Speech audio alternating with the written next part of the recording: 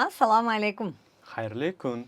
Biz, ya'ni Toshkent shahridagi Prezident maktabining Ona til va adabiyot fani o'qituvchisi Zulfiya Rashidova Va 11-sinf o'quvchisi Firdavs Olimjonov adabiyot darsliklarida berilgan asarlarni tushunishga yordamlashish maqsadida ayrim so'z va iboralarni izohlashda davom etamiz.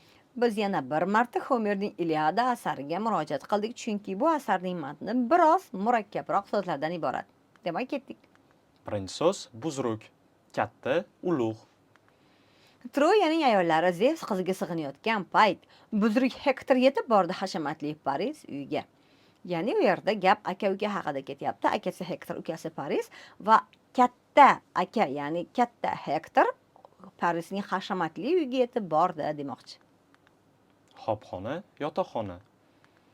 Aleksandr uchun o'shal ahli me'mor g'oyat serhasham hobxona-yu mehmonxona, dang'illama hovli qurgandi.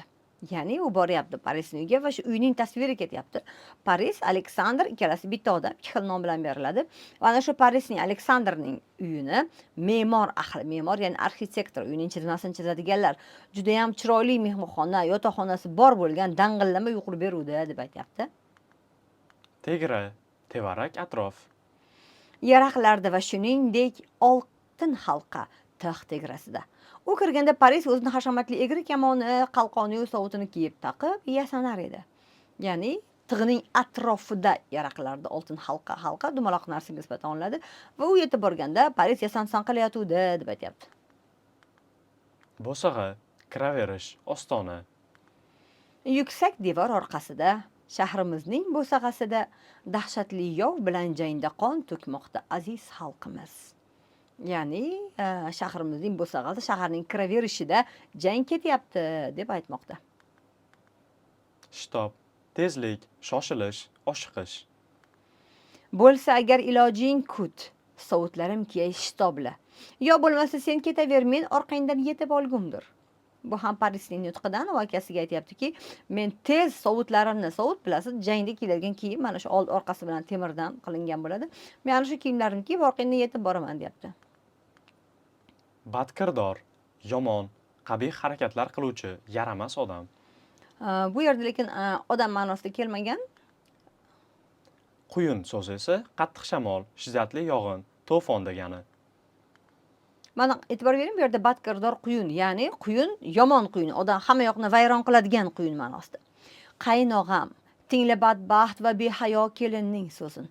Ya'ni Parisning xotini o'zining qaynog'asiga, ya'ni Hektorga shu gaplarni aytyapti. Gar onamning ko'zi menga yorigandan badkirdor quyun, ya'ni qaniydi, onam meni tuqqan paytida ana shu yomon quyun meni uchirib olib ketgan bo'lganda edi, men tug'ilmaganimda men tufayli xalqning boshqa shunaqa musibatlar tushmasdi degan fikrni aytyapti. Mardum, xalq, el, kishilar va odamlar. Ana o'shaning fikrining davomiga e'tibor bering. Quyunni uni olib tashlaganda, eltib tashlaganda va to'lqinlar o'z domiga tortganda meni bo'lmas edi bu qirg'inlar, to'kilmasdi mardumlar qoni. Ya'ni gap nima haqida? Agar siz syujetni bilsangiz, syujetdagi barcha muammo Parisning Yelenani o'g'irlab ketishi bilan boshlanadi. Yaxshi ko'rib qoladi, Yelenani o'g'irlab ketadi va shundan jang boshlanadi. Va shuning uchun Yelena aytayapti, men tug'ilmaganimda edi, u meni o'g'irlab ketmasdi, mana shunaqa muammolar bo'lmasdi, xalqlar o'rtasida urushlar bo'lib, odamlarning qoni to'kilmasdi, deyapti. Cho'ng, katta, ulkan.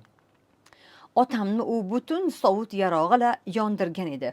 Cho'ng gulxanda va qabr uygan edi xoki to'kilgan yerda. Ya'ni mana bu yerda izohlash kerak bo'lgan yana muayyan so'zlar bor. Yarog' qurol degani, ya'ni otam o'lganda deyapti u, uni butun sovuti bilan, quroli bilan, ya'ni qo'lida quroli, ustidan o'sha jang kiyimlari bilan katta gulxanda yoqib yuborgan va uning xoki to'kilgan yerda, ya'ni kullari to'kilgan joyga qabr uyib, o'sha odamning qabrini yasab qo'ygan edi, deyapti. Rihlat, ko'chish va o'lish. 7 nafar qondosh og'a-inilarim qolgan uyda. Ular bari bir mahalda rihlat etdi Ayit qariga.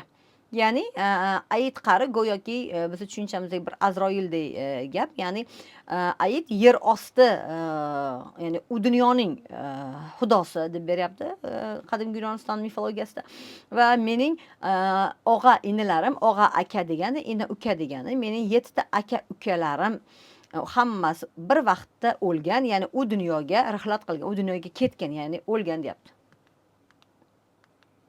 Va bu asarni balki yana bir necha mashg'ulotlar davom ettirish kerakdir, lug'atlarni sizga berish, chunki juda ham qiyin so'zlar ko'p. Biz mana shu yerda fikrimizni tugatamiz. Hozircha xayr. Salomat bo'ling.